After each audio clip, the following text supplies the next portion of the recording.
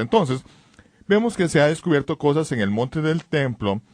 Ahora les voy a mostrar por qué son importantes estos detalles. Tienen que ver con el arca del pacto. Así es como se ve el arca del pacto. Primeramente, el arca es una caja. Está hecha con madera de la casa, cubierta por dentro y por fuera con oro. En las 4 esquinas hay 4 anillos. Y en estas argollas hay 2 barras que se meten en esas argollas por medio de las cuales se transporta el arca por medio de 4 sacerdotes levitas. Dentro del arca están las tablas de piedra y cuando el arca fue puesta en el templo de Salomón, eso es todo lo que contenía. El pacto, es decir, los 10 mandamientos, el pacto eterno de Dios con su pueblo. Encima del arca está el propiciatorio, o una tapa para el arca. Ustedes han visto un par de ilustraciones diferentes en Estados Unidos. Hay docenas diferentes de modelos en Israel.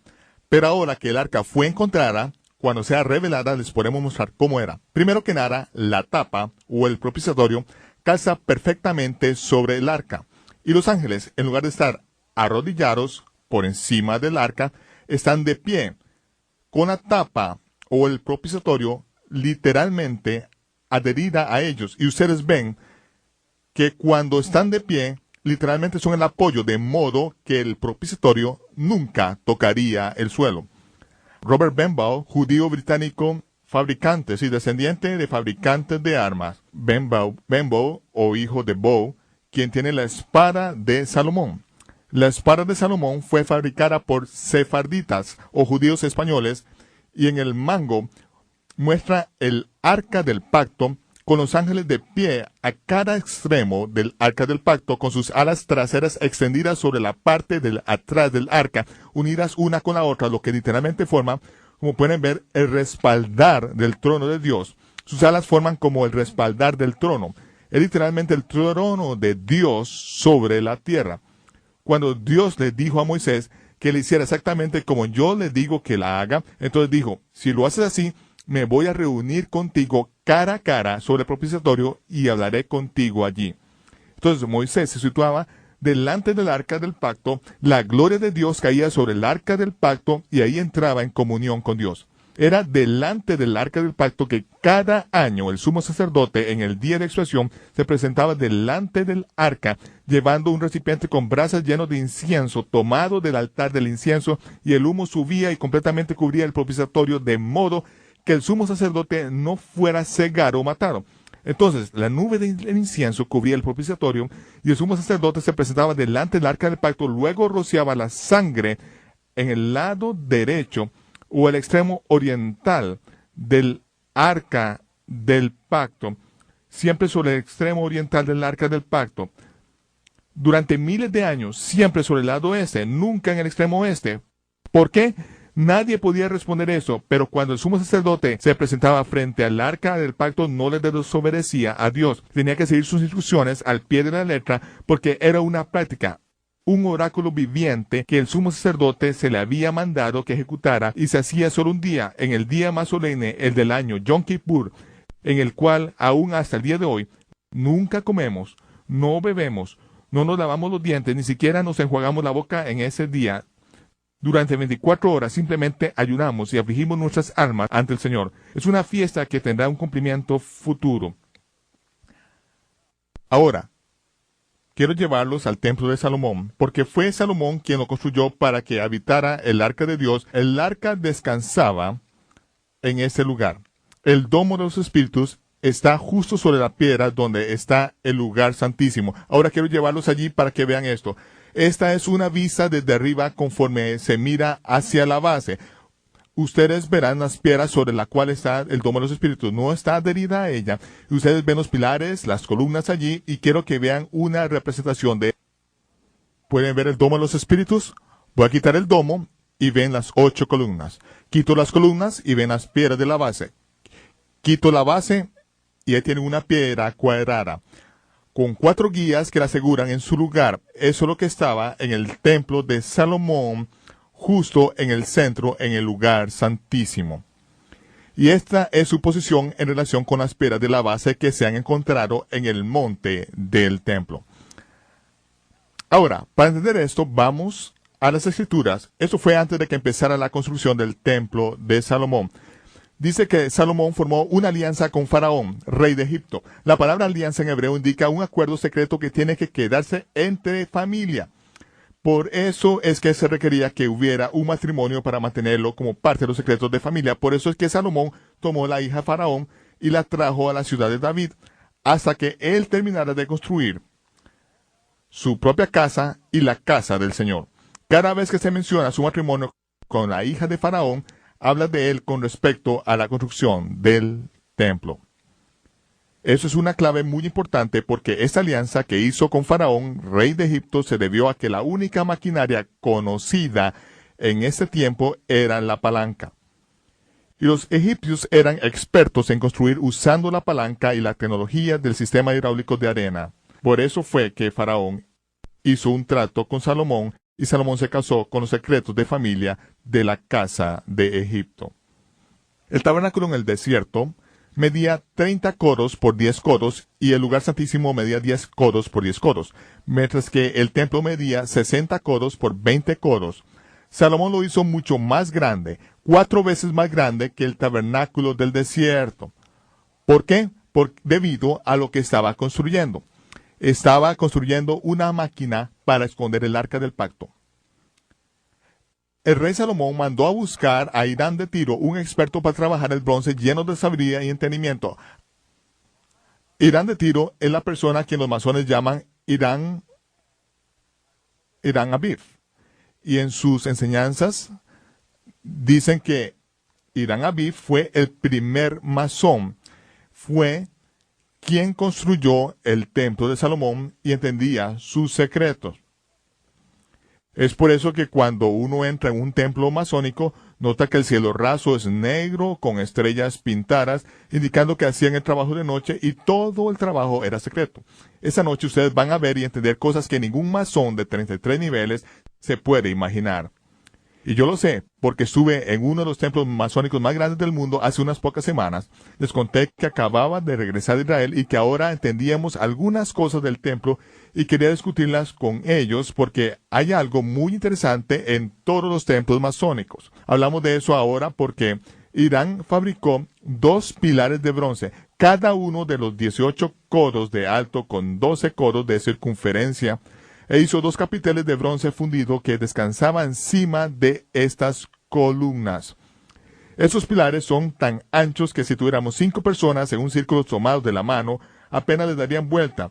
La altura era de 31 pies y encima de eso iban los capiteles de bronce que se hicieron para ella. Los capiteles eran de 5 codos de altura. 5 codos de altura, muy importante, y las escrituras dedican como 4 capítulos para hablar de estas columnas y esos capiteles en diferentes partes de la Biblia. Aquí están estos pilares. Las columnas miden 30.93 pies de altura, el equivalente de un poste y medio de teléfono, 6 pies y medio de diámetro y 5 pulgadas o una palma de espesor. Eran huecas, hechas de bronce que fundió Hirán de Tiro. Los capiteles miden 8.6 pies de altura, hechos de bronce sólido con 6 pies y medio de diámetro, cientos de toneladas que tienen que colocarse encima de una columna hueca de alto de un poste y medio de teléfono frente al templo. Esto es muy importante. Salomón colocó las columnas. A la columna derecha la llamó Jaquín, que en hebreo significa fuerza. Significa fuerza. Colocó la columna izquierda y la llamó Boaz, que significa base o calza. Salomón describe las 2 partes de una palanca, la fuerza y la calza, sobre la cual se oscila la palanca de entre esas 2 columnas. En cualquier templo masónico del mundo que uno visite, me han dicho que hay 2 columnas que reposan a cada lado del estrado y tiene una V y una J que representan estas 2 columnas. Cuando estuve en Oklahoma, después de estar hablando con los masones por más de media hora, me llevaron a otro cuarto más privado y me dijeron que todo ese asunto de Hirán de Tiro y la construcción del templo es más bien un ideal filosófico. Dijeron, no tenemos ni idea de lo que usted está hablando. No tenemos idea de cómo funcionan estas cosas. Porque yo empecé a describirles cómo esas máquinas son como sistemas de palancas que funcionan en el templo. Entonces tuvieron que admitir que no sabían nada de eso y me enviaron a sus oficinas centrales y allí me permitieron revisar sus libros. Y allí fue donde encontré una representación de algunas de esas columnas. Ahora, ustedes van a entender el resto de la historia. Estas columnas están afuera, delante del templo y no sostienen nada. Aquí las vemos en relación con el resto de los artículos del mobiliario. Como vemos, el arca del pacto aún no está dentro. Y lo estoy mostrando en esta diapositiva en particular.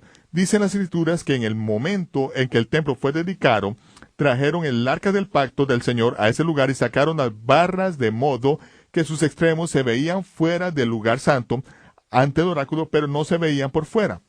¿Qué quiere decir que veían por fuera y no se veían por fuera? Cuando el arca se acomodaba en un lugar y se le añaden las barras de modo que apenas tocan el velo, entonces si se sacan deslizándolas hacia un extremo, literalmente empujarían el velo hacia afuera de modo que uno está en el lugar santo. Entonces, se puede ver que las barras están abultando el velo hacia afuera, de modo que pueden ver que las barras están levantando el velo, pero en realidad no se están cubiertas por el velo. Con esto lo que se lograba era que el arca del pacto se sentara de lleno frente a esa piedra con las barras completamente deslizadas hacia un extremo. ¿Por qué? Porque esta piedra completa es un aposento, un cuarto elevador que es operado por un sistema hidráulico de arena combinado con un sistema de palancas que Salomón construyó en el templo, y ahora ustedes van a ver cómo trabaja. Cuando se hizo la dedicación del templo, la gloria del Señor llenó la casa, y esto fue lo que habló Salomón. Estas dos oraciones después de 7 años de construcción. El Señor dijo que Él habitaría. Así dice la versión en español. Pero en el hebreo es una palabra un poco rara, la palabra shikán, que quiere decir un lugar establecido para habitar. Él haría shikán en gran oscuridad, que en hebreo se dice aratel, que quiere decir que estar en oculto a la vista del hombre. Yo, Salomón, te he construido a ti, Yahweh, una casa donde habitar. Y ahí la palabra habitar es sibul, que quiere decir una residencia elevada y un lugar fijo, mikoan, un lugar fijo para que mores para siempre. Salomón nos da un acertijo que no solamente había construido una residencia levantada, sino que había construido otro lugar para que el arca descansara para siempre. Y la palabra para siempre en hebreo significa un periodo extremadamente largo, no necesariamente para toda la eternidad, obviamente. 500 años después, Nabucodonosor, rey de Babilonia, vino, él y su ejército levantaron sus tiendas contra Jerusalén y construyó un muro para sitiar la ciudad. Desde ese muro, Nabuzaradán, el capitán, lanzaba con estas gigantescas catapultas piedras enormes como proyectiles para derribar los muros de la ciudad de Jerusalén. Luego, cuando Nabuzaradán hizo una brecha en el muro y tomó la ciudad y derrotó a los soldados, Nabuzaradán y sus tropas subieron hasta el monte del templo, entraron al lugar santísimo porque buscaban el tesoro arqueológico más importante, el tesoro más maravilloso del mundo entero, el arca del pacto. Cuando entraron al templo, ¿qué fue lo que encontró Nabuzaradán en el lugar del santísimo? Nada. No había nada ahí. Dice que quemó la casa del Señor, las cosas del rey y todas las casas de Jerusalén, completamente saqueó y destruyó toda la ciudad. ¿Qué era lo que él buscaba? Buscaba el arca del pacto, pero no pudo encontrarla. ¿Qué fue lo que encontró? Dice que se llevaron los calderos, las paletas, las despabiladeras, los cucharones, las bandejas, todos los utensilios de bronce se los llevaron los caldeos. Y los 2 pilares que Salomón hizo para la casa del Señor de 18 coros de alto, el capital de bronce que estaba encima, la altura del capital de bronce era de 3 coros. Espere un momento. Yo creo que ese capital sentado sobre esas columnas de 31 pies de altura tenía 5 coros. ¿Qué pasó con las 41.25 pulgadas de bronce sólido que pesaban varias toneladas y que estaban encima de columnas de 31 pies? Cuando entró en el templo, lo único que había era bronce. ¿Dónde estaba la mesa del pan de la propiciación? ¿Dónde estaba el candelero de oro? ¿Dónde estaba el altar dorado del incienso? ¿Y dónde estaba el arca dorada del pacto? No estaba ahí. Todo lo que se llevaron para Babilonia fue cuidadosamente detallado. Y estaba Belsasar tenía una fiesta y estaba bebiendo con los vasos del templo, ¿verdad? Sin embargo, 7 años más tarde, cuando regresaron, trajeron todo. Ni una cosa se quedó en Babilonia. ¿Qué fue lo que nunca salió y nunca regresó? El arca del pacto. Recordemos la cantidad de bronce que faltaba. ¿Qué pasó con las 41.25 pulgadas de bronce? Miren lo que pasó. Están mirando la columna y este capitel, conforme se va hundiendo dentro de esta columna hueca, viaja 41.23 pulgadas a la vez que activa el sistema de palanca que está debajo del templo para esconder el arca del pacto. Se empieza con 5 codos y se termina con 3 codos. Cuando Nebuzaradán entra, ya mide 3 codos. Vean cómo funciona esto. Ese es el templo, así es como se ve desde lo alto, así es como se vería desde un lado. Al lado, en la parte derecha, se ve la columna y se ve el capitel. El capitel es la fuerza que se aplica sobre el extremo de la palanca. Pero esto es un sistema de palanca en reverso. Normalmente usamos la palanca para ayudar a levantar algo muy pesado en un extremo y ponemos una base muy cerca del objeto pesado.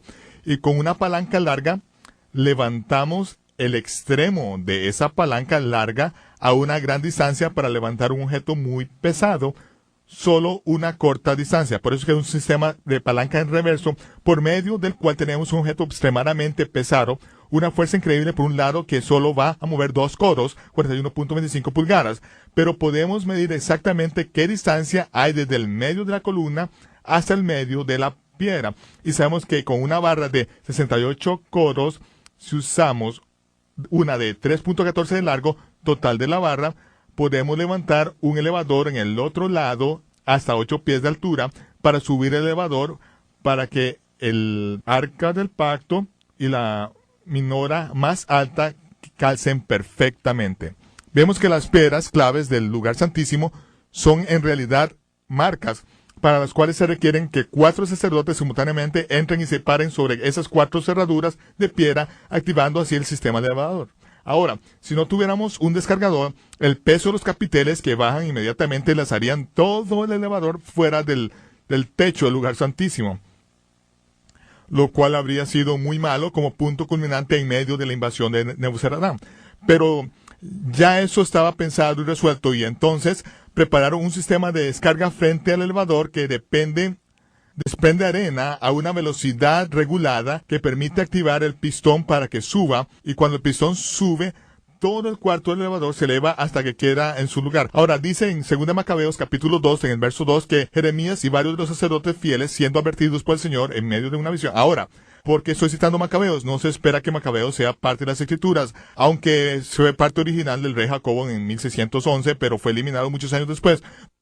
No pretendo que sea parte de las escrituras, pero cita un pergamino antiguo escrito por Baruch, el escriba de Jeremías, que indica que Jeremías y los sacerdotes, cuando Nabuzaradán sitió la ciudad, él recibió la visión para que supieran cómo esconder el arca del pacto, porque habían pasado 500 años desde que había sido construida y nadie sabía cómo accionar el sistema.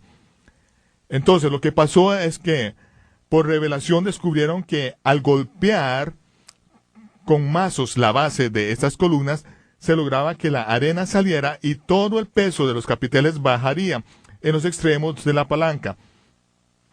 Luego entrarían en el lugar santísimo y después de cubrir el arca, se pararían sobre las 4 piedras de cerradura desconectando el sistema, de modo que todo el sistema de elevadores pudiera ahora continuar con su ascenso. Desde un lado vemos que ahora el peso del capitel obliga a que baje el elevador.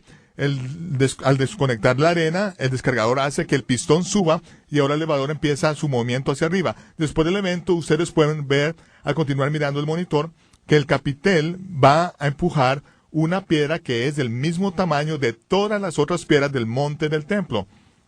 De modo que después de la destrucción del templo, nadie podía notar desde afuera que algo hubiera sucedido. Luego, introduciendo el arca del pacto junto con todos los artículos de oro dentro del elevador, y operando una segunda trampa de arena, se lograba que la arena escapara de modo que todo el sistema de elevador quedara colocado sobre el pasadizo subterráneo bajo el templo. Luego se reemplazan las piedras claves y se colocan en su lugar el arca del pacto llevada por el pasadizo subterráneo, y cuando el templo es destruido, no habría evidencia de que algo hubiera sucedido. Ahora, Así como el Señor había dicho que habitaría en completo Shecán, en completa oscuridad, yo, Salomón, te construí una casa para morar, una residencia elevada y un lugar para morar para siempre.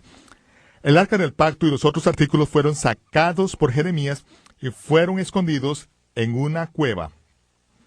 Y cuando Jeremías se dio cuenta que uno de los sacerdotes empezó a marcar el camino hacia el arca, reprendió al sacerdote y dijo: el arca tiene que permanecer en ese lugar secreto hasta que el Señor Dios la saque a la luz en los días finales y su gloria sea vista encima del propiciatorio, así como en los días de Moisés y como en los días de Salomón. Entonces, en las minas de Salomón, bajo el muro de Jerusalén, fue donde Jeremías encontró la urna de piedra que Salomón había puesto allí 500 años antes. Tomó el arca del pacto y la escondió poniéndola en esa urna de piedra que Salomón había preparado como un lugar para que el arca permaneciera para siempre. Entonces, camino adentro, uno de los sacerdotes empezó a poner marcas y en los 1800 un explorador francés encontró la mitad de un querubín grabado en ese sistema de cuevas, lo desprendió con un cincel y la figura se encuentra en el Museo Real Británico hasta este día. Lo único que queda de él es esta marca de acero abajo con que habla el querubín guardián que fue desprendido en la pared. Es la última marca que mostraba cómo encontrar el arca del pacto.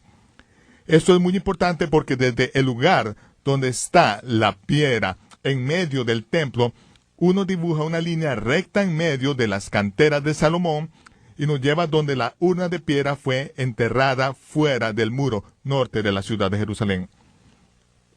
Primero preparado por Salomón, luego el arca fue puesta allí por Jeremías durante el sitio de Nebuzaradán del imperio de Babilonia. Y los pilares de bronce, los caldeos los trajeron, el mar de bronce, y se llevaron todo el bronce a Babilonia. Y se describe todo, incluyendo el capitel de bronce, pero el capitel de bronce ahora medía 5 codos de alto. ¿Por qué 5 codos de alto? Porque cuando Nabuzaradán entró en el templo, la maquinaria había sido activada y lo único que pudieron ver cuando quemaron el templo fue los pilares de 18 codos y los 3 codos de capitel encima. Pero cuando juntaron los pedazos, notaron que los capiteles aún medían 5 codos de alto. Y se los llevaron a Babilonia. Todos los secretos están allí. Así como dijo Salomón, es la gloria de Dios esconder las cosas, pero la gloria de los reyes y de los hijos de los reyes, investigarlas. Por eso es que ningún masón de 33 grados sabe lo que saben los hijos del rey en este momento. Ahora los llevaré a los días de panes sin levadura del año 4029, porque todo esto es parte del cumplimiento de la fiesta del Señor durante la primavera. Ahora vamos a ver el cumplimiento durante la primavera de las fiestas del Señor. Vemos que cada una de las fiestas tiene una iniciación, un cumplimiento intermedio y otro final. Y vemos otra vez su calendario bíblico hebreo y vemos la fiesta de panes sin levadura y lo que sucedió. En el día 10 del mes de Abib es cuando se selecciona el cordero para el sacrificio. Así es como se hacía en Egipto y así es como se sigue haciendo cada año después. Por 4 días era inspeccionado el cordero pascual y luego era sacrificado en el día 14 en la tarde. El día 14 de Abib o Nisán, como lo llamaron después del cautiverio de Babilonia. Entonces, después de lo que sacrificaban, lo ponían al horno antes de la puesta del sol, porque la puesta del sol da inicio un día santo, el Shabbat santo de la fiesta de los panes sin levadura. Es un Shabbat santo. Esa noche, a medianoche, se celebra la salida de Egipto. 7 días después, el 21, fue cuando cruzamos el Mar Rojo.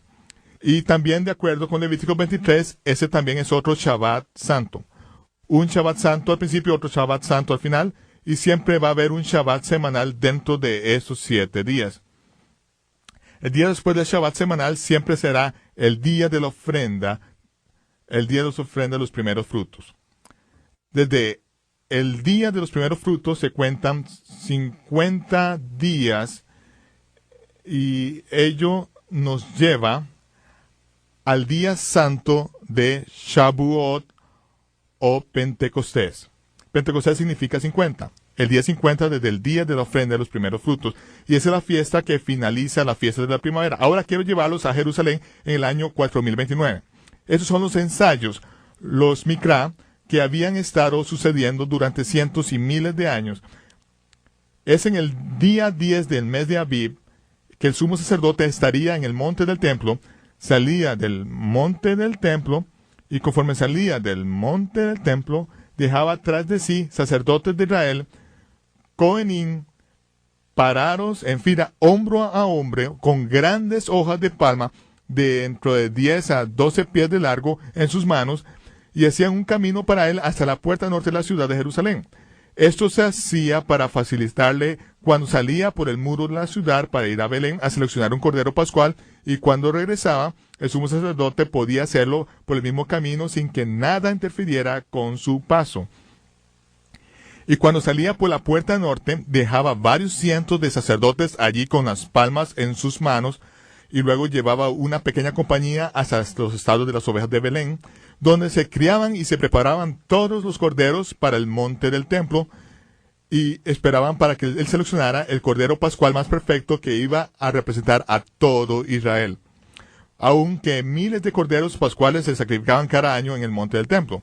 Como parte de todo ese ensayo, más de 150,000 a 200,000 personas israelitas de todas partes del reino y de todas las partes de donde habían sido dispersados subían a Jerusalén y llegaban temprano y se purificaban. Subían al monte del templo donde había más de 100 pilas mikvah o pilas bautismales aquí arriba y se purificaban para prepararse para las festividades, porque en cada fiesta había ensayos que cada año esperaban que el Mesías tal vez vendría este año. Tal vez este sea el año, tal vez sea este. Entonces se preparaban. Al subir a Jerusalén, cortaban ramas de cedro, de pino y de palmas que después de las cosechas de dáctiles, que eran abundantes, las traían a la ciudad y luego se quedaban en cualquier apartamento disponible, cuartos extra. La ciudad de Jerusalén simplemente quedaba atestada de gente. 150,000 personas hospedadas donde pudieran a lo largo de los muros de Jerusalén, y en todos los edificios colocaban las ramas de cedro y de palma amontonadas esperando este día. Porque en el 10 de Abib, el sumo sacerdote salía de la ciudad de Jerusalén, salía a seleccionar el cordero, y cuando llegaba a esta puerta, el sacerdote exclamaba en voz alta: «Hosana a las alturas, bendito el que viene en el nombre del Señor». Y cuando lo hacía, al mismo, todos los sacerdotes a lo largo de esa línea, que no lo podían ver, empezaban a gritar: «Hosana a las alturas». Y luego 150,000 personas que salían corriendo de cada rincón de Jerusalén, tomando las palmas, quitándose sus talits y llegando a ese sitio, gritaban: «Hosana a las alturas». Sonaba como un huracán en las calles de Jerusalén. Cecil DeMille nunca pudo lograr ese efecto en su película, nunca podía poner tantos actores extra, era más grande que cualquier cosa que Hollywood jamás haya intentado. Ahora, en ese año 4029, las cosas sucedieron un poco diferente. Porque el registro del Evangelio, según Juan, dice que eran 6 días antes de la Pascua. Fue el 9 del mes de Abib. Y fue cuando Yahshua tomó a un grupo de sus discípulos y fue a Betania, donde vivía su buen amigo Lázaro, a quien hacía poco había levantado de los muertos, solo unas cuantas semanas antes. Se quedaron con esa noche fue ungido con perfume de nardos para su entierro, como lo había indicado, y la siguiente mañana instruyó a sus discípulos para que hicieran esto. Hagan que todo el resto de sus discípulos, que podían haber sido cientos literalmente, se reúnan en la puerta de la ciudad de Jerusalén. Quiero que vayan y encuentren un asno en el cual nadie haya cabalgado y pongan sus talits sobre él. La siguiente mañana vemos lo que pasó. El sumo sacerdote estaba fuera en Belén escogiendo el cordero pascual para ese año. Cuando viene por la esquina y se acerca a la puerta, ahí es cuando Jesús llega a la puerta montado sobre el asno. Es el día 10 del mes, es el Shabbat. Cuando llega a la puerta, sus discípulos empiezan a gritar: «Hosana en las alturas, bendito el que viene en el nombre del Señor». En ese momento, 150,000 personas salen de cada rincón de Jerusalén. Todos los sacerdotes que formaban el pasillo empiezan a gritar: «Hosana en las alturas». Suena como un huracán en las calles de Jerusalén. Todo el lugar está agitado y, sin embargo, el sumo sacerdote apenas está aquí arriba. ¿Y quién es el que viene montado sobre un asno? Es Jesús. Y cuando llega a la puerta, el sacerdote lo detiene y le ordena: «Dígale a sus discípulos que se callen. Dejen de gritar eso».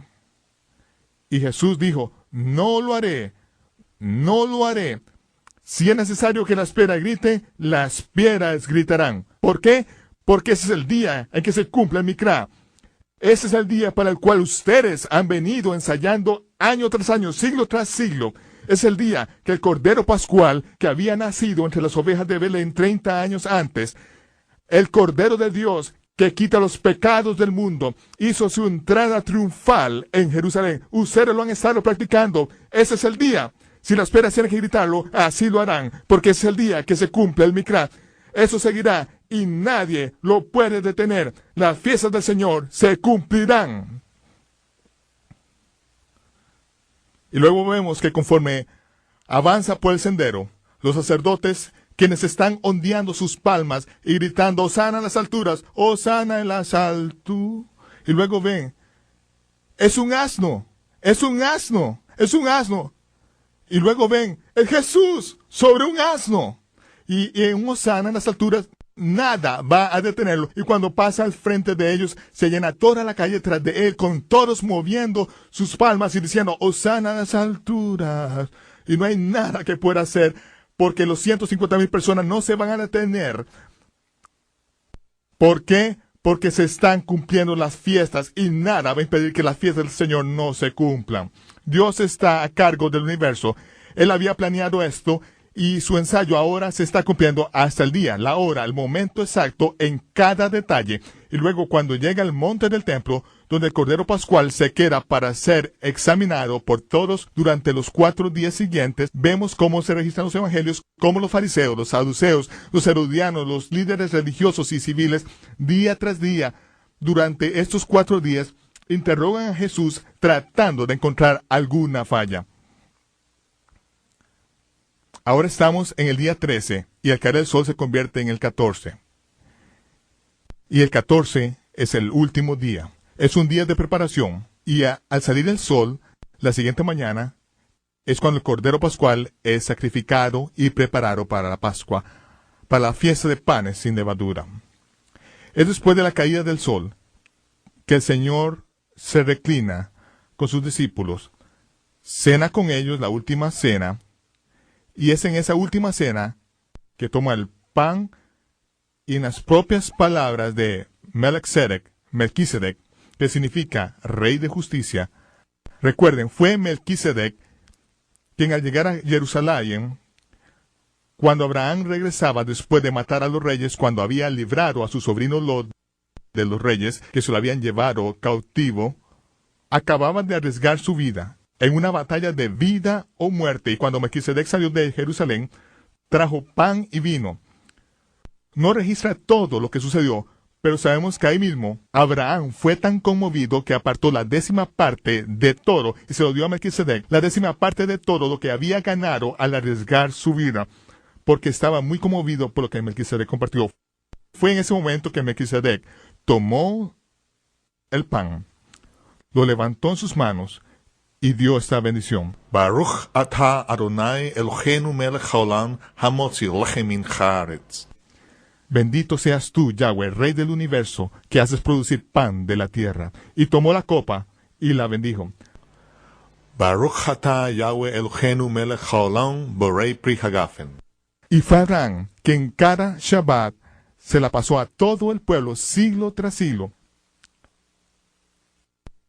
En cada Shabbat, cuando decimos las plegarias, sabemos que cuando llegue el Mesías, Él interpretará este Mikra, este ensayo que hemos estado practicando. La última noche que el Señor estuvo con sus discípulos, tomó pan, y las mismas palabras de Melquisedec dijo, Baruch atah Adonai Eloheinu melech haolam hamotzi lechem min haaretz. Y luego dijo esto que ustedes han venido haciendo cada año durante miles de años, que han venido haciendo cada Shabbat, cada día de reposo. Esto es mi cuerpo, que es quebrantado por vosotros. Yo soy el pan de vida. Yo soy el pan que sale de la tierra. Y mi cuerpo, que es quebrado por ustedes. Cada vez que lo hagan, de ahora en adelante, hágalo en memoria mía. Y luego tomó la copa, y la bendijo con la misma bendición. Él había interpretado el Mikra, y dijo, ese es el nuevo pacto en mi sangre. Tomen la copa y divídasela entre ustedes. No volveré a tomar el fruto de la vid hasta que lo beba de nuevo con ustedes en el reino de mi Padre. Pero hagan esto de ahora en adelante hasta este día. Háganlo en memoria de mía, porque esto representa mi sangre que será derramada por ustedes. Después de esa cena, le dijo a Judas que hiciera pronto lo que iba a hacer. Judas entonces salió. El resto de los discípulos creyó que había mandado a Judas a darles algo a los pobres o a conseguir algo que necesitarían para la fiesta. Ahora, la última cena no era la Pascua. Eso es solo en su mentalidad occidental. La última cena fue la última cena. Una vez que pasa la cena de la Pascua, uno no sale a comprar nada que se necesita para la Pascua. Es un Shabbat muy solemne. Si usted no se ha preparado de antemano, no está listo y se la perdió. Pero es el 14, el día de la preparación. Entonces, tarde, esa noche, es arrestado en Getsemaní, llevado a la casa de Anás, suegro del sumo sacerdote, se hace un juicio injusto ante Caifás y luego de la casa de Caifás es llevado a la pared norte del monte del templo de Jerusalén, donde está la corte de Pilato. Allí, como dice la escritura, los acusadores llevaron a Jesús a la corte de Pilato, pero no quisieron entrar porque no querían contaminarse de modo que pudieran comer la Pascua. ¿Había pasado la Pascua? No, el Cordero Pascual ni siquiera había sido sacrificado todavía. Hay una ley en la Torá que se dice que no se come un animal mientras aún esté vivo. Es una simple regla de cocina en Estados Unidos. Pero como vemos, tenemos que aplicarle lógica sana a las escrituras también. ¿Ok? Ahora vemos que sale Pilato, averigua cuáles son las acusaciones y luego entra y habla con Jesús.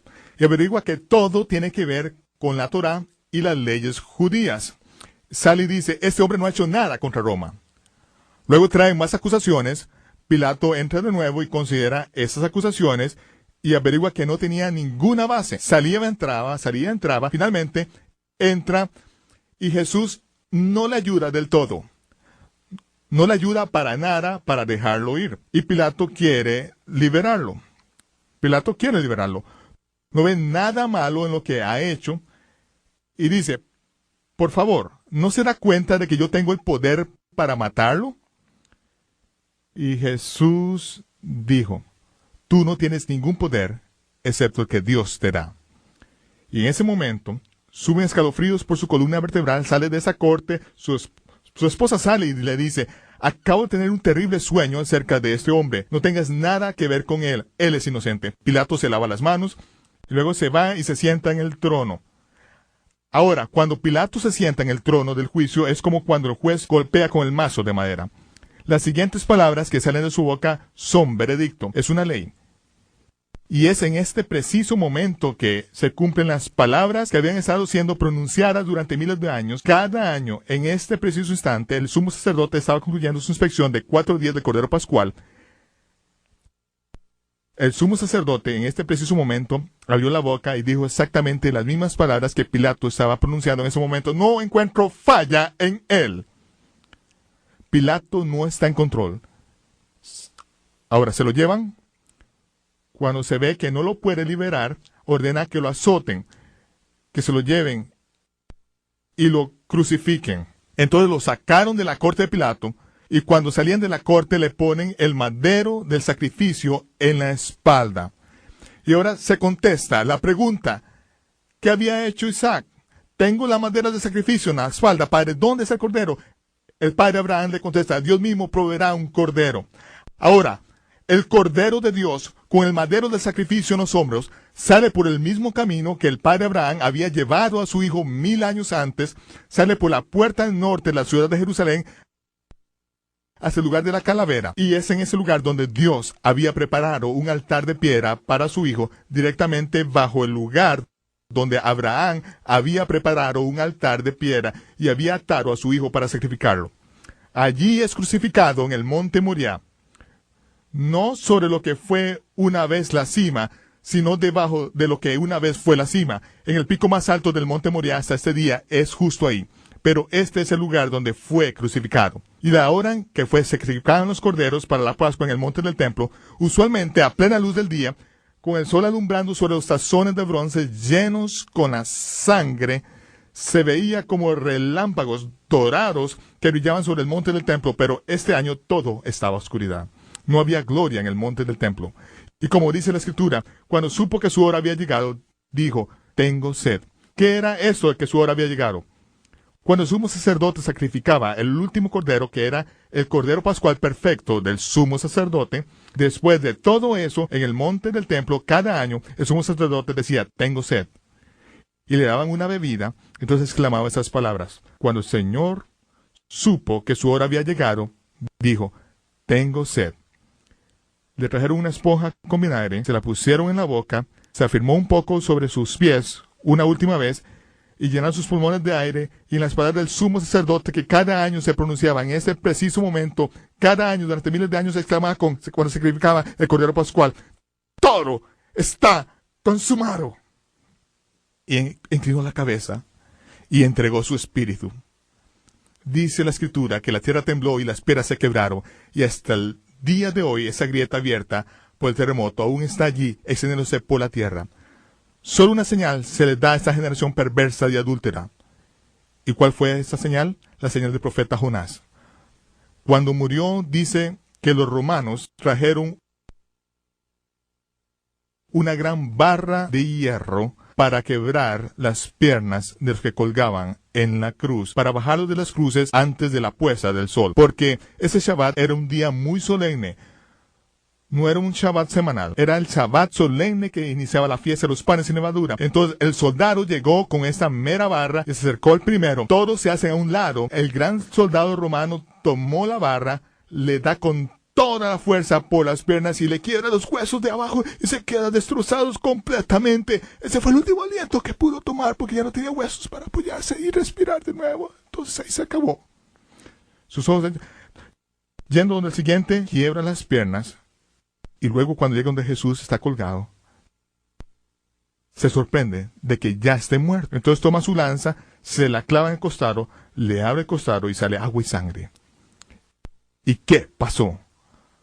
Cuando derramó esa sangre, Juan hace un alto en su narración. Yo, Juan, doy testimonio, yo lo vi, ese es el Hijo de Dios. Ahora vemos que es bajado de la cruz, lo entierran en el momento en que los corderos pascuales sometidos al horno antes de la caída del sol, porque al ponerse el sol empieza el día santo. Estuvo en la tumba toda la noche del miércoles, toda la noche del jueves, toda la noche del viernes. Ese año fue un miércoles cuando sucedió la crucifixión. No fue un viernes santo cuando Dagón, el dios pez, es adorado, y esa es la razón de por qué ustedes crecieron comiendo pescado los viernes. No resucitó cuando Astaroth, la diosa de la fertilidad, salió de este huevo gigante con los senos desnudos y convirtiendo aves en conejos. No resucitó para eso. No tenía nada que ver con la adoración pagana del sol. Dio una señal de 3 días y 3 noches. Las 3 noches, miércoles, jueves y viernes. Los 3 días, jueves, viernes y el Shabbat. El Señor del Shabbat resucitó en el Shabbat. Como dice la Escritura, resucitó al tercer día de acuerdo con las Escrituras. Nada de este asunto del domingo de resurrección. ¿De dónde sacan esto? Es ridículo. Es ridículo. Bueno, del Papa. De ahí viene, por supuesto. Él es infalible. Entonces, ¿quién soy yo? Ahora, lo que dice es que las mujeres no pudieron preparar las especies el 15 porque era un día santo.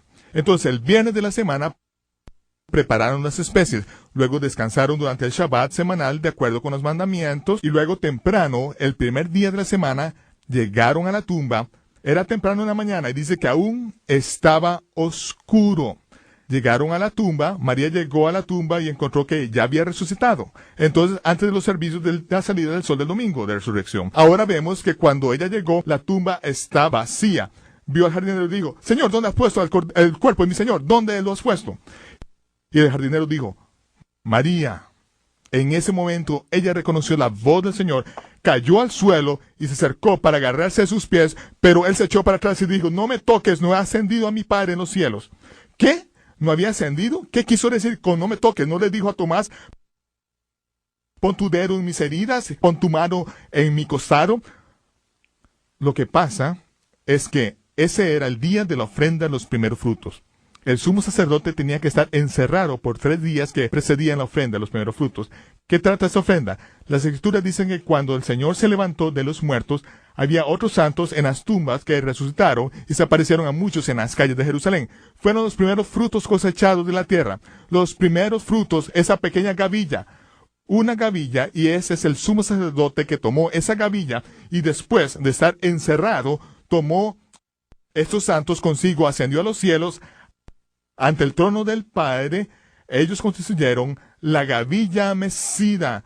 Los dejó en el cielo y los dijo, los veo unos cuantos días, Padre, cuídalos. Luego bajó y esa misma tarde estaba en camino a Emaús. Cumplió la ceremonia, los primeros frutos, hasta el día, la hora y el momento exacto en cada detalle. Dejen el paganismo atrás. Las fiestas del Señor son la clave de los evangelios. No podemos entender los evangelios si no entendemos las fiestas del Señor. No podemos entender Apocalipsis si no entendemos las fiestas. Ahora, ¿qué fue lo que vio Juan? Tenemos que retroceder. Él detuvo la narración en 19 capítulos. Se detuvo una vez y dijo, yo Juan, doy testimonio, yo lo vi. ¿Qué fue lo que vio? Cuando sucedió el terremoto y las rocas se quebraron, él vio que la tierra se abrió a los pies de la cruz. Y hoy día nosotros podemos llevarlos ahí, a ese lugar, y mostrarles esa grieta. Los podemos mostrar la sangre que salió de ese costado del Mesías, la cual no cayó sobre la tierra, la cual era figura de sacrificio incompleto, no aceptable a Dios. En la Torá, si un animal tenía defecto, no se podía poner la sangre sobre el altar. Debía ser derramada al suelo para ser pisoteada bajo los pies del hombre. Eso es lo que vio Juan después de tanto trabajo de Dios para asegurarse que todas las fiestas y cada sombra se cumplan. ¿Qué fue lo que vio? Vio que la tierra tembló, que las piedras se partieron, vio la grieta abierta y la sangre ir directamente a través de 20 pies de roca. Vio que allá abajo, donde Salomón había puesto la urna de piedra, la cual se abrió por medio de esa grieta causada por el terremoto, justo debajo del lugar que Abraham había preparado un lugar para su hijo. En esa urna de piedra, Jeremías había puesto el arca del pacto 500 años antes y la sangre del Mesías fue derramada sobre el extremo oeste del arca del pacto. Ahí fue cuando usted y yo fuimos comprados con su sangre. Eso es lo que dice Juan en su primera epístola. Hay 3 que dan testimonio, 3 que testifican en sus propias palabras. ¿Dónde? No sobre la tierra, sino dentro de la tierra. El espíritu, el agua y la sangre. Esos 3 están de acuerdo. Si hemos recibido el testimonio de los hombres, ahí es como creemos. Juan dice, este es el Hijo de Dios y nosotros le creemos. También creemos en los apóstoles judíos del primer siglo. Creemos sus testimonios. Pero dice que si creemos el testimonio de los hombres, el testimonio de que Dios dio de su Hijo es más grande que el testimonio de los hombres. En ese es el registro que Dios dio de su Hijo. Eso es lo que está dentro de la tierra, el arca del pacto, que es lo más santo. Ahí fue cuando el altar más santo de la tierra fue ungido. Fue cuando el Mesías fue cortado, pero no por sí mismo. Fue cuando su sangre fue derramada y cayó al extremo oeste del arca del pacto. ¿Por qué sobre el extremo oeste? Porque nunca jamás la sangre de toros, chivos, corderos o carneros podría jamás tocar esa parte, porque esa es la diestra del trono de Dios. Como dice Hebreos, que el Mesías entró en el lugar santísimo de una vez por todas, por medio de su sangre. Y una vez que derramó su sangre, se sentó a la diestra del trono del cielo para siempre, para interceder por los santos. Es el testimonio que está en la tierra que Dios ha preservado para todo su pueblo.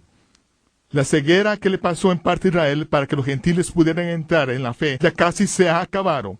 El final del tiempo de los gentiles está cerca. El día del Señor está cerca, abrirá los ojos de su pueblo y hará volver los ojos de su pueblo y mirarán a quien traspasaron. Veremos que al principio del día del Señor la tierra va a ser sacudida. Vamos a ver que 6 meses después y tendremos suficiente advertencia porque vamos a ver las cosas cambiando tan dramáticamente y tan rápidamente que un 1 de Tishri vamos a ver la invasión de Israel a toda escala. Un 1 de Tishri, Gog y Magog, y por 10 días Israel será arrasada. Morirán 2/3 de la población. No habrá esperanza alguna para salvación de Israel. Y luego Dios luchará por su pueblo. Y en Yom Kippur, el día de expresión, que es el día en que Dios abrirá los ojos de su pueblo, el pacto que fue sellado con la sangre del Mesías será confirmado ante el pueblo de Dios. ese abrir de sus ojos y Dios luchando por Israel, dice que Dios va a ser santificado ante los ojos de todas las naciones en todo el mundo. Todos sabrán que Él ha peleado por Israel. Y en Yom Kippur, el único día en que el sumo sacerdote podía entrar ante el arca del pacto, ese es el día en que el arca del pacto será revelada. En el ensayo está ahí, abrirá los ojos de su pueblo el 10 de Tishri, día de expiación. Si avanzamos 7 años después al 10 de Tishri, ese es el 10 de Tishri del año 6008. El 10 de Tishri, Yom Kippur, es cuando se anuncian los jubileos. Ese jubileo, 7 años más tarde, será el jubileo 70 después que Josué entró en la tierra prometida. En el libro de Josué. 70 años que marcan no solamente los años, sino también el día, la hora, el momento preciso. Ahí en el puro centro está la abominación desoladora del 10 de Aviv. ¿Se acuerda que fue el Mesías quien hizo su entrada triunfal un 10 de Aviv? Esta vez el falso Mesías hará su entrada triunfal y se sentará sobre el arca del pacto proclamando que Él es Dios. Por eso, los que no recibieron el amor de la verdad, Dios va a permitir que sean engañados. Les mandará un gran engaño. Es por eso que nos dijo que saliéramos de Jerusalén cuando veamos esta abominación, porque las señales mentirosas y las maravillas serán muy fuertes, pero Dios nos ha contado el final desde el comienzo. Ha preparado a su pueblo con las fiestas del Señor, las fiestas del otoño. Y la próxima vez que nos reunamos vamos a revisar cada detalle de las fiestas del otoño del Señor para mostrar cómo debemos ser guiados durante este próximo periodo del tiempo. Dios ha dejado todos esos registros en la tierra para nosotros. Promete que abrirá nuestros ojos por medio de su pueblo Israel si tan solo nos arrepentimos. Hemos heredado algunas mentiras y ahora nos está llamando a que le hagamos Señor. No lo confesamos como Salvador, lo confesamos como Señor. Ese es un contrato vinculante que significa que Él es el jefe y lo que diga, eso se hace. No tenemos que preocuparnos porque Él es el que nos salvará. Somos de los que decimos, eres Señor, te obedeceremos cada día de nuestras vidas. Ahora es el momento de prepararnos. La tierra se va a estremecer y el Mesías le está diciendo a su pueblo, sígame, sígame, sígame.